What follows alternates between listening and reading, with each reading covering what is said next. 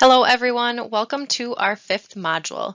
In this module, we will continue to focus on criterion-referenced assessments and the academic standards as well as social emotional competencies.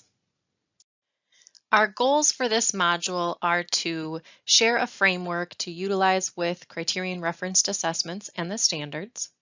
Then we plan to review some of the high mileage standards that we have identified as really important and applicable to our students with communication needs.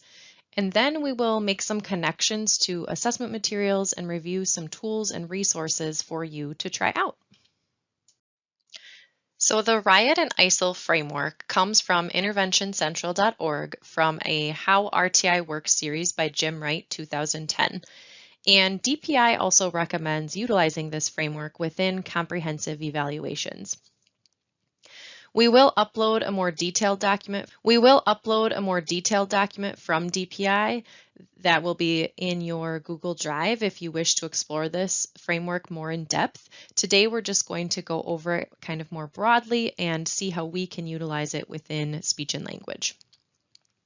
So Riot and ISIL is meant to be a flexible framework or a matrix to guide and support teams in gathering information from a range of sources and perspectives and investigate possible explanations or root causes for student academic, social, or behavioral difficulties.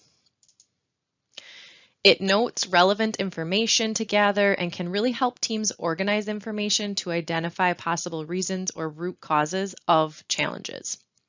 So across that top horizontal row, we have Riot, which are 4 potential sources of student information. So we have review, which could include reviewing past and present student records.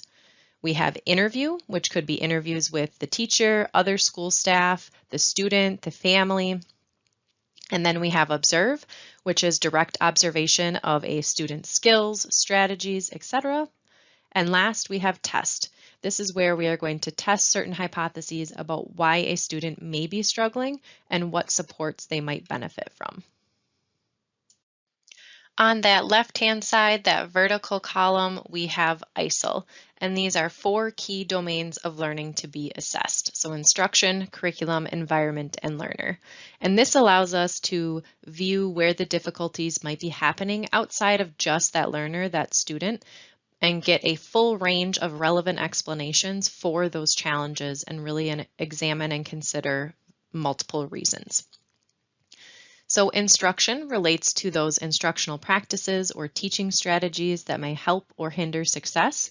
An example of this might include activating background knowledge or prior knowledge before engaging in a lesson. So let's say that you have a teacher who does this all the time, includes it in all their lessons, and we make a note that our student is successful in that class.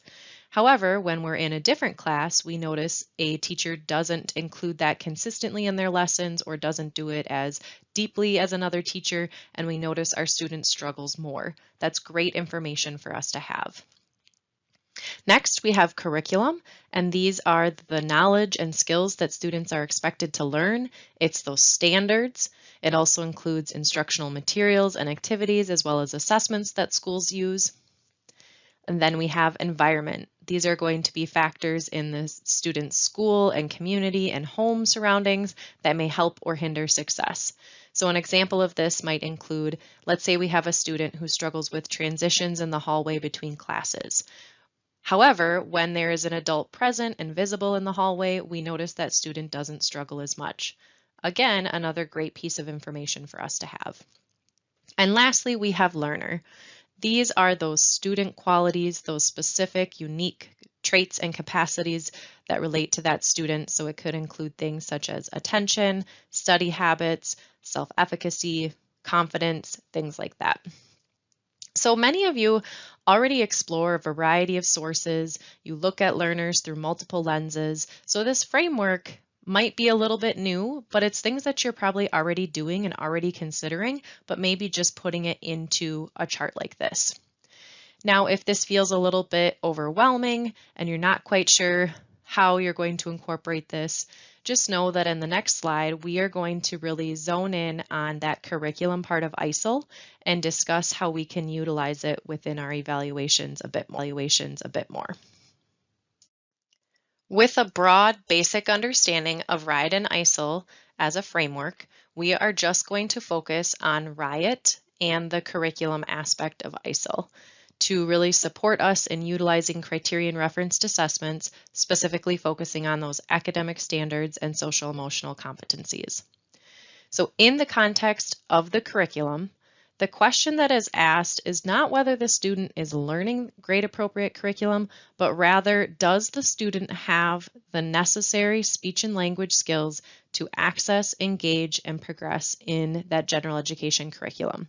So do they have the necessary speech and language or communication skills to access, engage, and make progress? Nelson 2010 provides some more guiding questions to think about if the student has the necessary communication or speech and language skills to really engage with the curriculum. So that first question that we want to think about is, what speech and language, what communication skills are required to complete the task?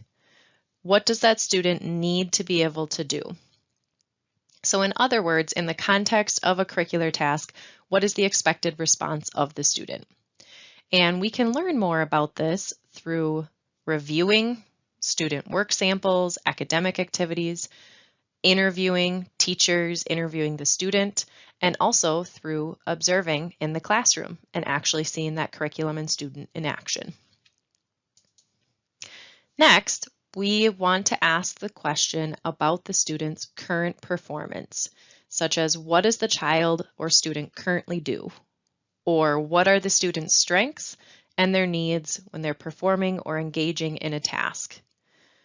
Or another way to think about this is facilitators and barriers. What are facilitators and barriers for that student when they're engaging or performing a certain curricular task? And we can obtain this information again through interviews, observations, and even testing things out. So this could include those curriculum-based assessments, dynamic assessments, different things like that. The third question that Nelson guides us in asking is, what might that student learn to do differently? And this is where we are going to compare the expected response, what does that context require, with the observed response, what is the student currently doing, so that we can determine if there is a mismatch and possibly why that mismatch might be occurring.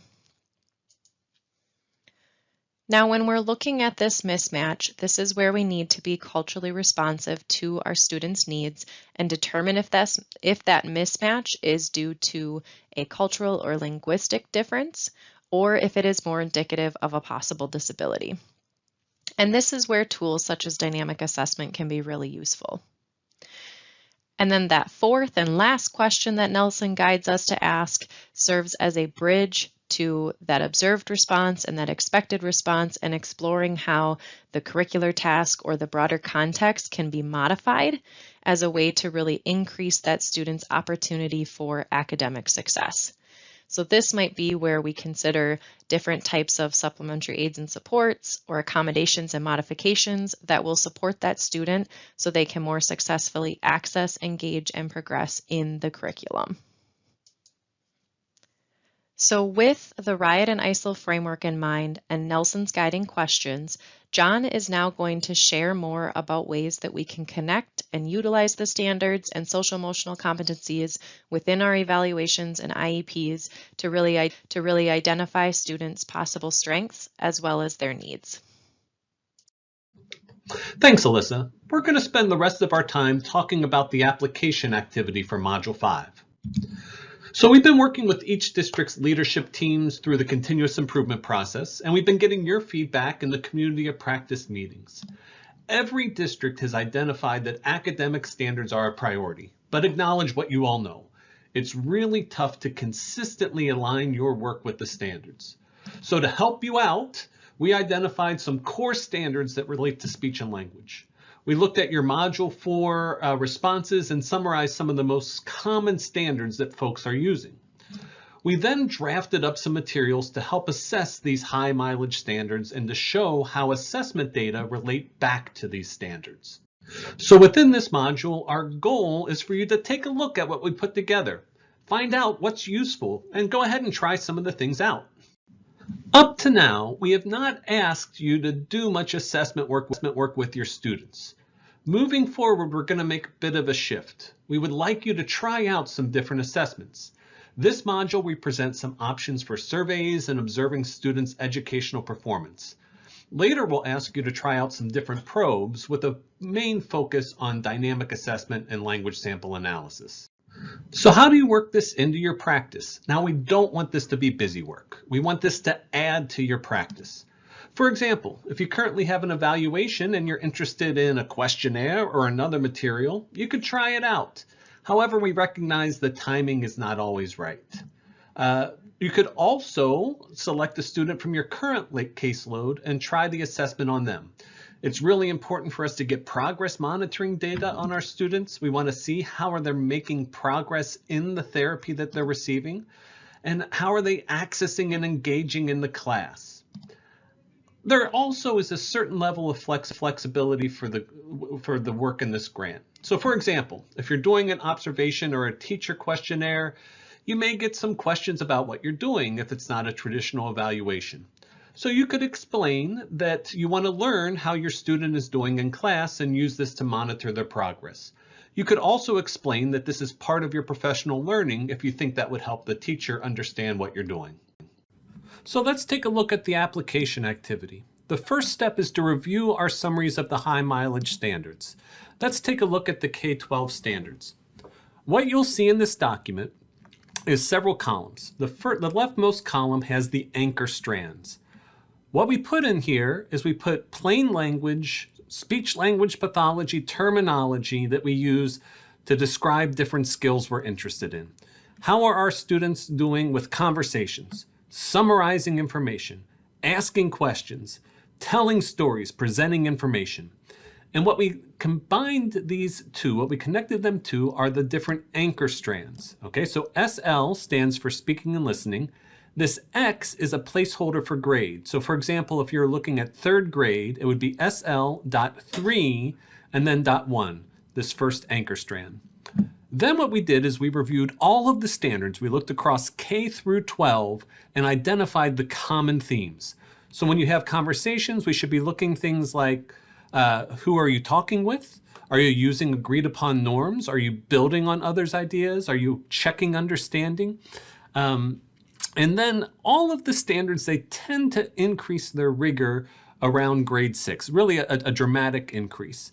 So, grade 6 and beyond, looking for reference to evidence, multiple perspectives, democratic discussions. Now, to get the specifics that we're looking for, the specific information for your grade, if you want to refer to that, what you can do is you can click on this link and it'll take you right to the page where these standards are. So remember, SL is speaking and listening, .1 is first grade, and .1 is that first standard strand. Right? So if we want to see in detail what you're supposed to do in first grade, or what the standards are for first grade, you can go there. Okay, so we went through, and then the last thing we did is looking at the most relevant needs.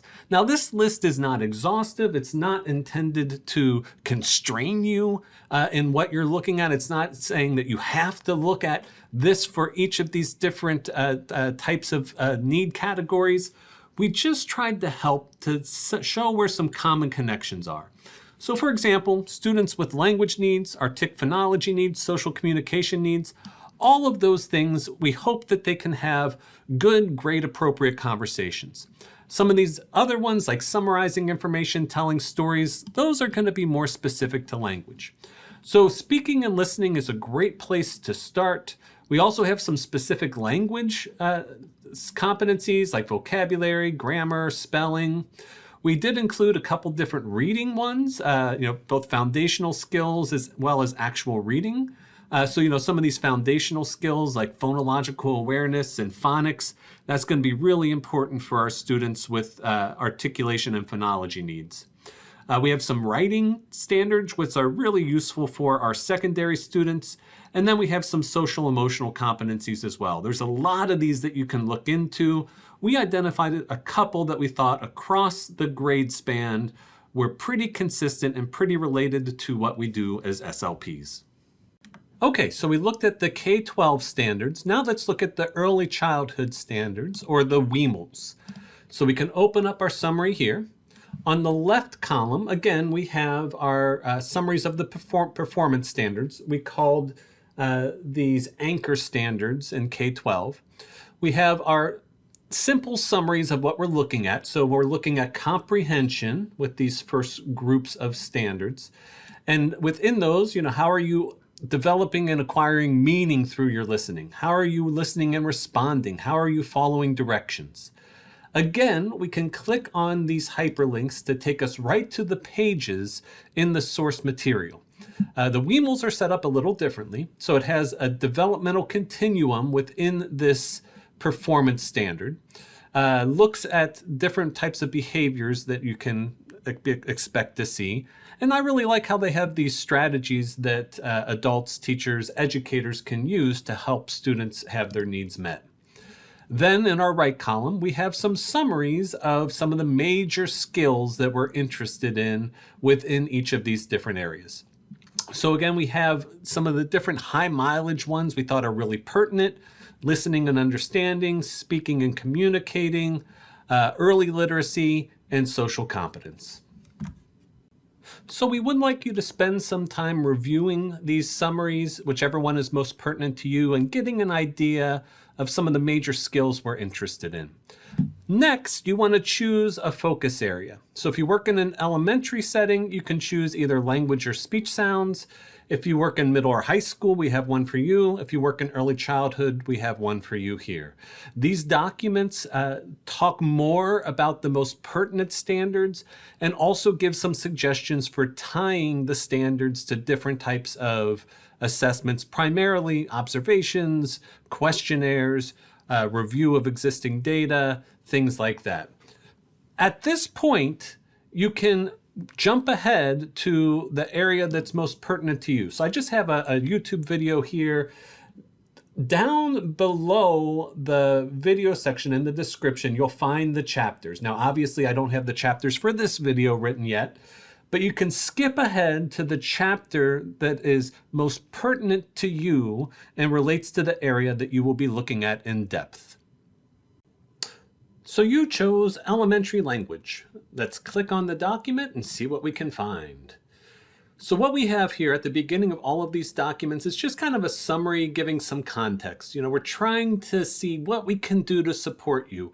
We took your feedback and we developed these materials thinking these are meeting some needs that you have. We'll hear back from you and others to see if that's true, if we can modify these, and how we can move forward. We start with some core questions. This is really at the essence of what we're trying to do with our comprehensive assessments, right? How are our students performing? Are they able to have high quality conversations? Can they ask questions and seek clarification? Can they comprehend and produce stories and explanations and summarize? What are their vocabulary and grammar skills like, particularly as it relates to the curriculum? And what are some of their abilities or difficulties or contextual issues with their social relationships? Now, what we have here is we have the standards each aligned with these main areas. If you want to go back and look at the summary, we have that summary document right here. And just to remind you what it looks like, you could find the different major anchor strands in this point and then the source standards here. Now, I know this isn't the most elegant presentation, but we tried really hard to keep it simple, not have too many links, yet be able to let you get where you need to get. On this next page is our table of contents. All right, so we have 3 different categories of tools that we're focusing on for this module. Questionnaires, observation tools, and tools to help with reviewing student work. I would argue these are all essentially criterion-referenced assessments. Are students meeting the expected criteria or criterion within the classroom, within their day-to-day lives? Now, one option you have, there's this really nice simple scale called the Student Language Scale. We purchased a copy of this for every district just to make it easy. We made a copy of the materials. They're all on a drive here. It has some overview information of how to give it, how to interpret it, and then actually has the form that you could print and give to the teacher here as well. I won't go into detail. If you choose to use the SLS, you can go ahead and read through that and figure out what you need to do. The rest of the tools are going to be ones that we developed. And all of these hyperlinks, these are just bookmarks that will take you to the parts of the page. We thought it would be easier to do bookmarks rather than 17 different documents. But to help you navigate, you can click on the links here, or there's the table of contents links over here. So we created a teacher questionnaire based directly on items from those high mileage academic standards, right? So we could give this to a teacher and they can rate, are they having a level of difficulty or proficient, or were they unable to observe these skills? And, a bunch of different questions here, fairly manageable. It should be pretty manageable for a teacher. But give a good range of skills to look at. Then at the bottom of this, just for your reference and convenience, we have how each of these questions are aligned with those different high mileage standards. Now, if you want a separate copy of this to download or print or to send to a teacher, at the very bottom of this document, we have links to each of these different documents. So if you wanted to do the standards-based questionnaire, I'm not signed in on this document, you would sign in, it would do a forced copy to you. The next thing we have is an observation. So we have some kind of overview of the observation, some considerations, so trying to be objective. We also are cueing you to look not only at the student's performance, but some of those contextual factors, right? So we can look at conversations, presenting stories or presenting information, vocabulary and grammar, social emotional competence. Within these areas, we have some different things that we suggest that you can look for, taken right from the standards, as well as some contextual factors. And within these, you can state things that you're observing that are either a strength, and you could put a plus by those, or a need and put a minus by those. So what are some contextual factors that are facilitators or strengths to help this student? What are some areas that could use some help and support to give our students the supports they need? We're not asking you to fill out every box here. If you just want to focus on one, that is completely fine. One or two, that is completely fine. I think it would be kind of overwhelming to try to do all of these and get objective ratings in those areas. All right, so that's our observation. And again, completely directly related to the different academic competencies. The third item we have is to try to get some student materials. So this is a document at the bottom. You can get a copy. You could give it to the teacher and just, some explanation of why we want this. Also, it can be good for IEPs or progress monitoring. Some suggestions for things that they can get, what they put together for family teacher conferences. That could be a great thing to look at. And then some suggestions for sharing these materials and things that you can add. We asked them to talk about what these materials are and how their students relate to their peers. And then we have a rubric here for you to look at these different core competencies, these high mileage standards, and observing students' strengths and needs as well as curricular facilitators and barriers. The final things that we have, these are more just like a rubric or a guiding questions.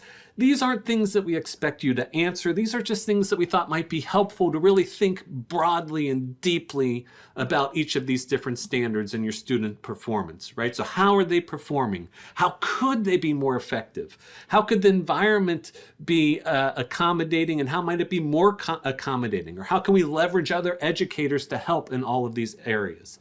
So really trying to frame some of those riot and ISIL concepts that Alyssa talked about, as well as some of Nelson's guiding questions to think holistically about a student's skills and needs. Finally, we have a rubric. Now, we don't expect you to look at each individual item, say yes or no. This is more like that speech and language, or I think it's the language criteria rubric that DPI has. We want to see, if we're looking at conversations, are most of these things well below grade level or approaching or at grade level? Just trying to have a way of thinking of all of the information we're getting, triangulating that data and seeing in general, is there an educational impact where we're seeing well below grade level in most areas? Or is there a limited educational impact where they're at grade level in most of those areas? Again, we have these copies here for you to use and copy and paste and distribute as much as you want. Final thing, you can try out an assessment. We'd like you to try one of those things. If you don't know where to start, I think an easy one is that SLS, the Student Language Scale, or that WisCCA created teacher questionnaire, or an observation. If this seems way too basic for you, we really encourage you to maybe review some student work. Really focus on those barriers and facilitators, the context, and how that is impacting the student's access and engagement. For the learning log, we don't want anything complex. We want you to insert a picture or a screenshot or something showing what you did with the assessment. We want to see what you did. We want to see how you're using this information, how you are approaching this. We also know from an adult learning perspective, it's good to have accountability and to be able to document and track your learning over time. So that's what we have for you today. I hope you have a great day, and let us know if you have any questions.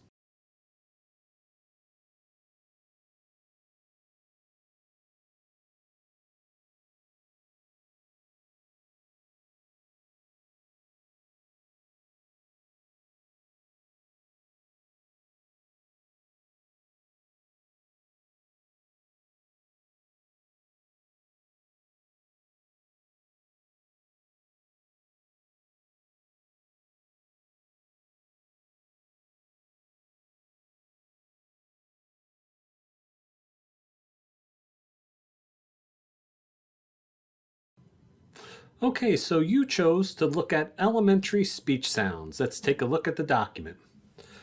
So what we have here is we put together a document that summarizes those high leverage competencies and how we can link them with some assessments. We started with just kind of an overview of what we're doing with this document. We did this to try to meet the needs that we're hearing. We want to get your feedback. We hope this is something that you find useful and we can improve. When we're looking at our articulation and phonology evaluations in our cases, some of the core questions we want to have are about our students' communication ability. Can they communicate effectively with their peers and teachers? Do those articulation and phonological difficulties or needs, do they impact reading, right? Especially phonological awareness and phonics. And then also, does the student have positive social relationships? Those are some of the core driving questions that we have. If you want to go back and look at the source competencies, you can click this and it'll take you right to that document, that summary document. Now, we try not to have too many links here and there, but we do feel it's important to link to those standards. Now, on this next page, we have our table of contents. So over here on the left, we have what the tool is and then a description. So the major tools that we're introducing are questionnaires, observation tools, and tools to review student work. Now, within each of these tools, we have some different options for you. So an easy one, if you don't know where to start, is the student language scale. This is a really nice test. It's part of the TILs. We bought a copy for everyone, every district.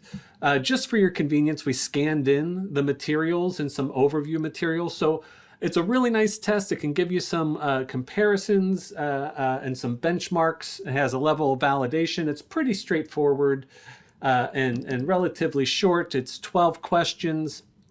So if you choose to go that route, you can take a look at the different materials that we put together. We also developed our own questionnaire. So this is a questionnaire taken right from the standards. So I got here by clicking on the bookmark from the table of contents. And we just took some of those key items, those key features directly from the standards and put them into a questionnaire for the teacher. They can rate their observations or let us know if they were unable to observe. For your convenience, we linked together with the questions to the standards so you could see how they connect. We do have a couple of other assessments here, the intelligibility and context scales, as well as speech participation. So that's one place to start. Another place you could go is observation. So we put together some observation materials. All of these materials you can change however you want. You can print them out. You can send a copy. I'll show you how to do that in a bit. But with our observation form, we have a place for you to tell us how you're observing, some things we want you to think about. What are the student skills? And then also, what's the context like? How does the curricular task or broader context, how might that be modified to improve success? And then also really looking at some of the functional aspects of the skill of the performance rather than discrete skills. So we picked a couple things for you to observe here. You could choose one. That would be probably a good way to start. If you want to try to get a couple, you could do that. But you could go in and observe communication, overall communication skills. We have some different things taken from the standards for student performance, as well as some of those contextual factors. You can note some strengths and needs in both at both the student level as well as the contextual level. So we also have observation if you want to do in some of those reading foundation skills or language skills, as well as some of those social emotional competencies. Another option is to request a teacher to give you some student materials. So we have a letter that we wrote here that you could print or send to the teacher, and just asking why we want this information and some of the things, some suggestions for things we're looking for. They could give you a summary of what the material is and where it came from and some context, as well as how the student performs relative to their peers. And then we created a rubric that you could use to look at student level strengths and needs, as well as some curricular facilitators and barriers, right? So, for example, you might look at some of the phonics materials, some of the reading materials, and you note that they're really doing high quality, systematic instruction in phonics. So, really a great curriculum in place, but, maybe the student is getting most of the phonemes incorrectly. So those are the major tools we have. Here at the bottom, we have links to these tools. So you can click on these different links and it will force you, so you can sign in. I'm not signed in now, but it'll force you to make a copy of this. You can make that copy. You can send it to teachers. You can change it if you want to change it, whatever you find to be most useful. Our last part that we have here, we have some final reflection questions. This last part here is more for you to think about the impact that a child is experiencing, the educational impact of their communication difficulties. So we put some kind of final broad questions to get you thinking about student level ability, as well as the context and what might help students or what might be interfering with their ability to function. We also created a rubric. We did not intend this rubric to be something where you would go through each individual item. Rather, we saw this as looking holistically at whether or not there is an impact. Are we seeing several items here, several features where students are well below grade level, or are they more at grade level and there isn't that educational impact? So that's the document. Once you're done with it, try it out. We want to see what you think. We want to see how you find it useful, or what we could do to improve it. So you could use it for a current eval or for progress monitoring. If you're feeling overwhelmed, don't know where to start, those questionnaires or observation of one or two of those competencies would be a place to start. If you feel like this is more elementary and you want to go deeper, we would encourage you to review student work, or do an observation really with a lens on those barriers and facilitators. We want you to just keep it simple with the learning log. We do want you to put something in the learning log. You can do a picture or a screenshot of what you completed, or copy and paste some information. We want to see what you think. We want to see how you approached it. We want to see how you used these materials or applied materials that you have. Also, from an adult learning perspective, it's good to have that level of accountability and reflection over time of your learning. So that's what we have. If you have any questions, let us know, and thank you for your time.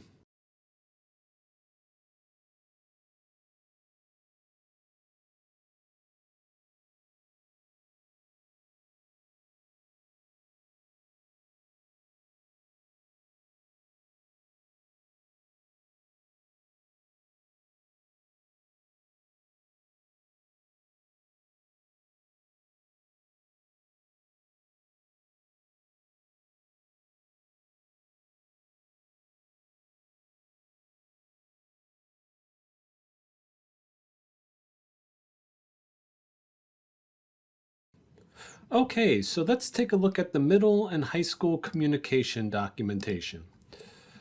So this document that we put together, we intended to be something to help you understand some of the key essence of the standards as they relate to older students, as well as connect the standards to different types of assessments. So the first couple paragraphs, or this first paragraph here, just talks about this document, and that it's nothing that is final. We hope to get some feedback. We hope that you find it useful. If you have things that you can add to it, or things that you can do differently, that's completely fine. We're just trying to give this to you as a resource to help fill some of the needs that we're hearing. I think it's really good to start with some of our core questions. So when we're doing our assessments, when we're working with our students, what are some of the key issues that we're trying to get at? And these come from the standards. Are they able to have conversations with their peers and teachers? Are they able to present information and present their opinions? Are they able to do that with adequate detail and support? When we look at language features, complex syntax can be part of it, but often it's vocabulary. So we thought we'd focus on vocabulary here, and then also really focused on positive social relationships. Now you can find these source competencies, these source standards, in that document we showed before. We have a link to it here. So if you want to go back and find these and find them for grades 6 to 8 or grades 9 to 12, you can get them there. Now, after those core questions, we have a table of contents. So here we have three major tools that we introduced and that we're encouraging you to explore. One is questionnaires for teachers. One is an observation tool, and one's a tool that we can use to review student work. Now, I would argue all of these tools are criterion-referenced assessments. We're trying to determine whether or not our students are meeting the expected criteria or an expected criterion within their day-to-day school lives. Okay, so let's take a look at some of these. One that's really nice is this student language scale. So this is not something we developed. We purchased a copy of this for all of the different districts. We have some documentation here. We have a copy of the form. Just to ease things, we made a copy that you could print. The district owns this test, but there is a copy here available for you. This is really nice. It's part of the TILs. It has a level of validation that's gone through it, standardization, and some guidelines for interpretation. We also developed our own questionnaire that you could give teachers. So the rest of these links are just bookmarks, and they're going to take you to different parts within this document. So this takes us right down to a questionnaire. We put a bunch of questions related to the different standards. So we took these directly from the standards.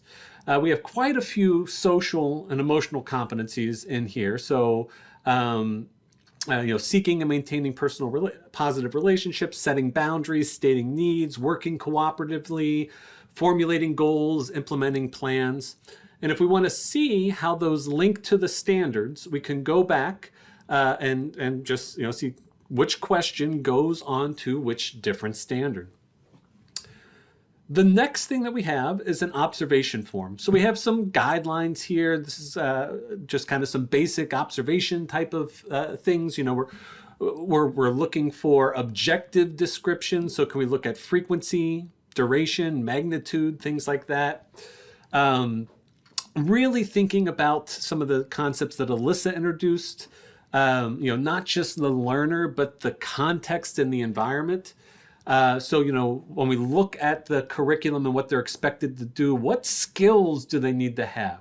What could they do differently? How could the task or the context be modified to increase success? So really thinking holistically about the student. We put a lot of different options in here. We're not suggesting that you do an observation in each of these areas, but rather, pick one or two to try out. We put some suggestions for things to look for, again, coming right from the standards.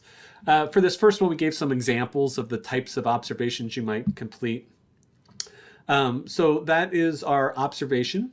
And then the third thing we have is we put together a document asking that you can give to a teacher, and you can ask for some artifacts, some materials. So we have some suggestions for the types of materials. If you have other ideas, you can add them here. If you want to send an email to us or set up a meeting and tell us about some of the things you'd like to add, we'd love to hear it. But things that they put together for family teacher conferences, like that would be something that would have a lot of rich information, should be a pretty easy ask for them to complete.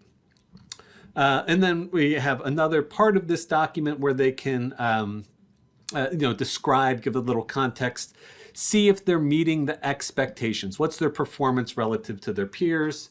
And then we have a rubric here that you can complete. Again, we're not asking that every table, every box is filled out. But, if you're looking at something that's presenting information and opinions. So, maybe there's some sort of presentation rubric, or they had to do a persuasive essay. What can we see as far as the students' strengths and needs, as well as some curricular facilitators and barriers? So those are the major tools that we have. I'm going to go back to the table of contents just so you can see that, you can click on these and they'll take you right to them. At the very end of the document, we have links to each of these tools, right? So if you wanted the questionnaire, you can click on that link and it'll make a copy. So you'll have your own copy here, and you can print it out, you can share it, you can add stuff, you can delete stuff, whatever works for you, and share that with the teacher. And then this is your own copy. You can write on it. It's not going to affect our original. The last thing that we have a couple of more questions, not questions for you to answer, kind of more questions for you to think about. When we're interpreting information, when we're triangulating our data, how can we determine if the student has difficulties that have an educational impact? How can we determine if the context is either a barrier or facilitator? Right? So, for conversations, how could the student be more effective? How could others be more effective in conversing with the student? So how could we, address the environment as well as maybe, work on some things with the student themselves? So, just some questions for you to think about if you're looking in these different areas. And then we have a final rubric. Now, this isn't a rubric where, we expect you to do a plus or a minus for each of these individual ones. Again, we're just trying to listen to you, trying to give you what you're asking for as far as resources related to the curriculum in an easy to digest format, summaries. So just looking across, are we seeing that in general, with conversations, kids are below grade level, at grade level, or somewhere in between? So again, we're really thinking about not a rating of individual skills, but a global judgment of impact. Now, going back to our document, what's the next step? What's step 3? Step 3 is try out the assessment, right? So, you can use this for a current evaluation you have going on or for progress monitoring a student. If you don't know where to start, you're feeling overwhelmed, we suggest, a questionnaire or like an observation of a single skill. That would probably be a place to start that's going to be a relatively easy lift. Now, if you're already doing a lot of this, you have great tools, you could try doing some other stuff. You could try our materials for reviewing student work. You could do an observation, but really, really focus on those more contextual factors, barriers, and facilitators.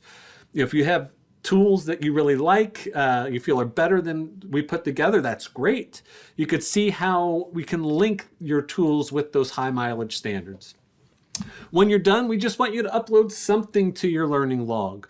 You could do a picture or a screenshot or copy and paste whatever you did to assess your student so that we can see how you're approaching it. I think it's also good from an adult learning perspective to have a level of accountability and reflection on your learning. So that's what we have for you. If you have any questions, be sure to let us know. Thank you.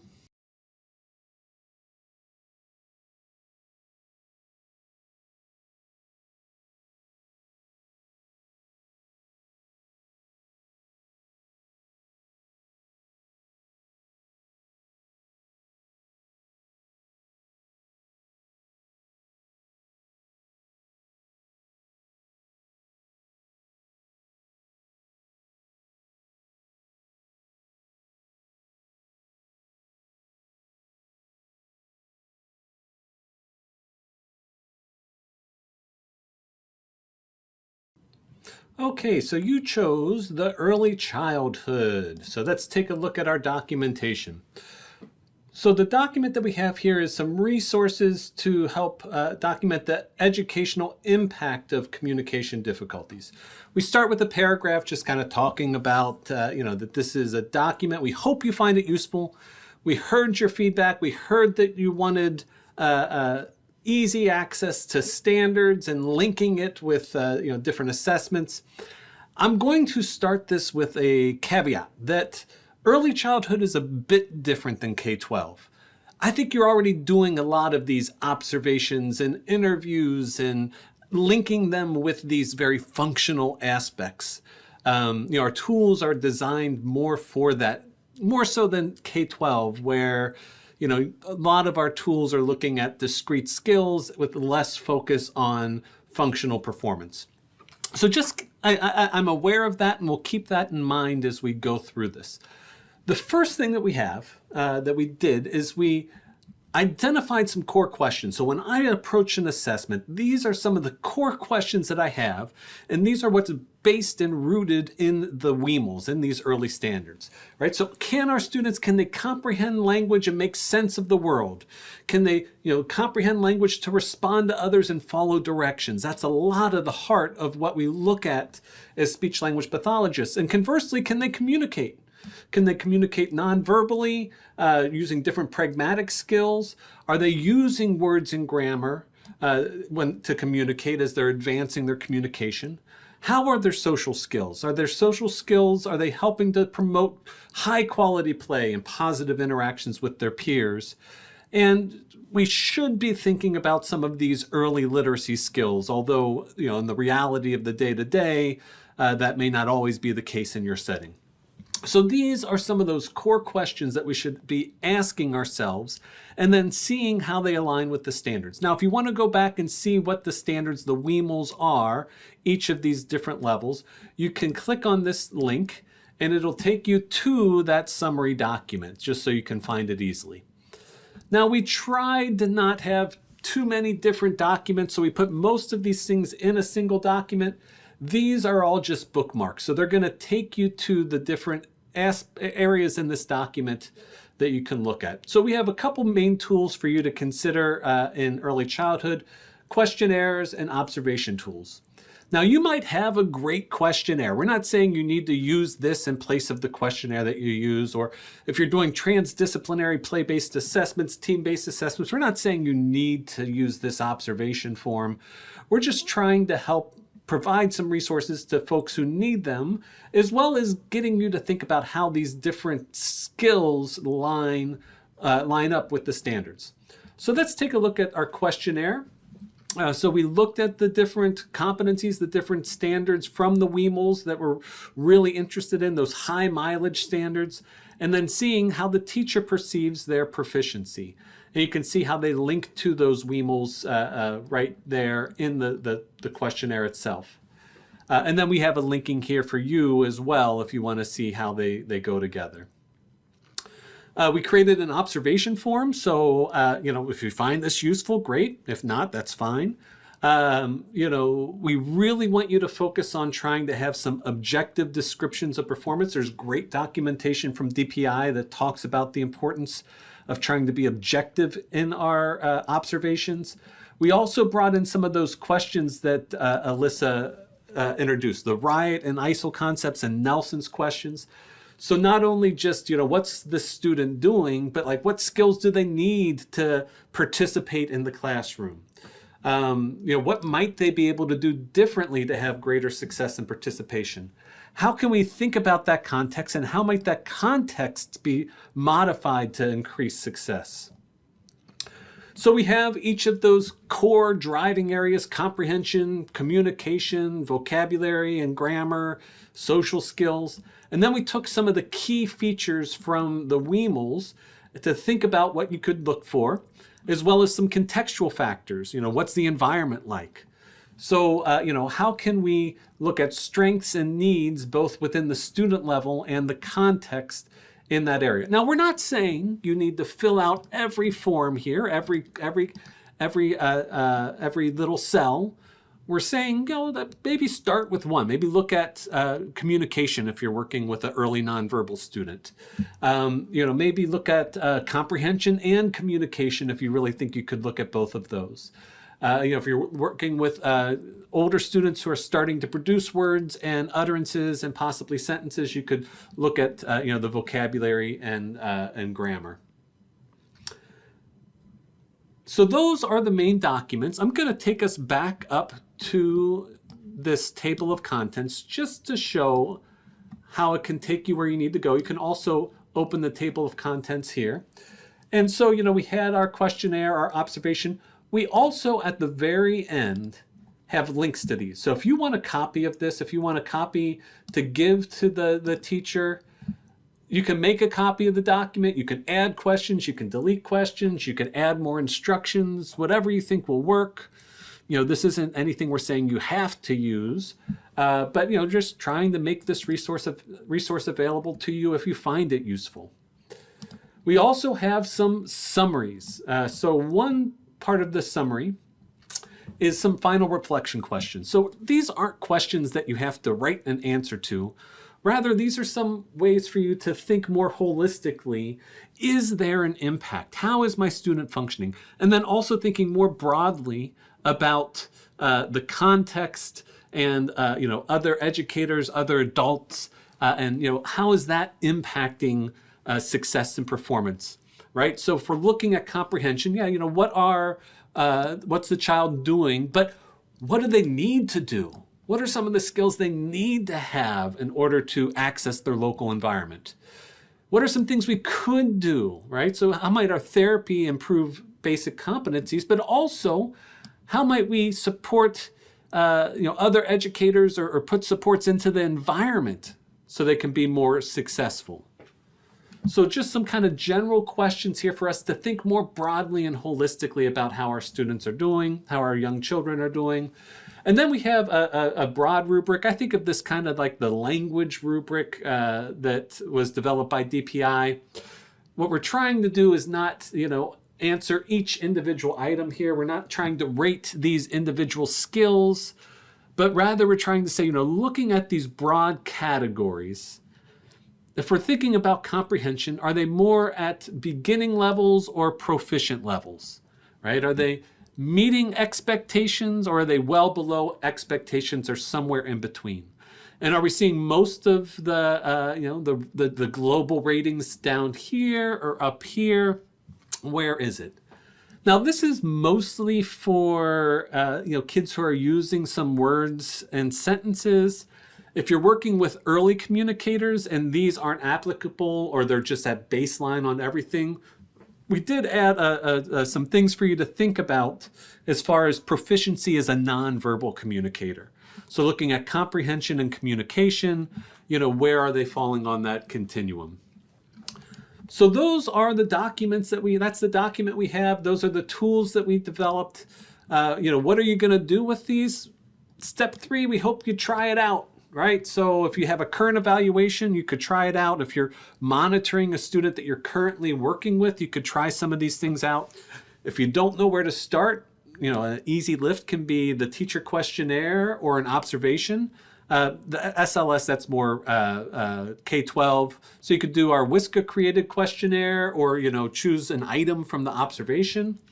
If you have great tools and you don't want to incorporate a new tool, you could try doing some of these other things. Again, that was more K-12, but for early childhood, can you do an observation and really focus on the context, really focus on the barriers and the facilitators, to accessing the curriculum?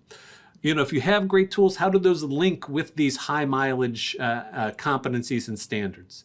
And then the last thing we hope you do is upload something to your learning log. We want to see how you're approaching this. We want to see if you are finding this stuff useful. Also, from an adult learning perspective, it's really helpful to have that ability to have some accountability to make sure that we do this. We're very busy, but can we do this important work? And then also to look back and reflect on the learning that you've done. So that's what we have. If you have any questions for us, please let us know. Have a great day.